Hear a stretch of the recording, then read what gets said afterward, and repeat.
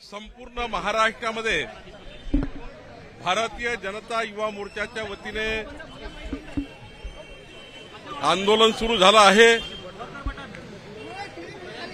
आराध्य दैवत छत्रपती शिवाजी महाराज यांना वंदन करून हे आंदोलन आम्ही सुरू केलं आहे। छत्रपती शिवाजी महाराज आमच्या सर्वांकरता वंदनीय आहे, आराध्य दैवत आहे। माननीय प्रधानमंत्री मोदीजींनी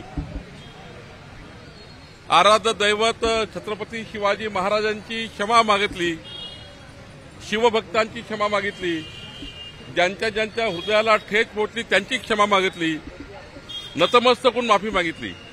तरी महाविकास आघाडीचे नतद्रष्ट नेते राजकारण करतायत आणि महाराष्ट्र निवडणुकीच्या काळामध्ये महाराष्ट्रामध्ये अराजकता फैलवण्याचा प्रयत्न करतायत।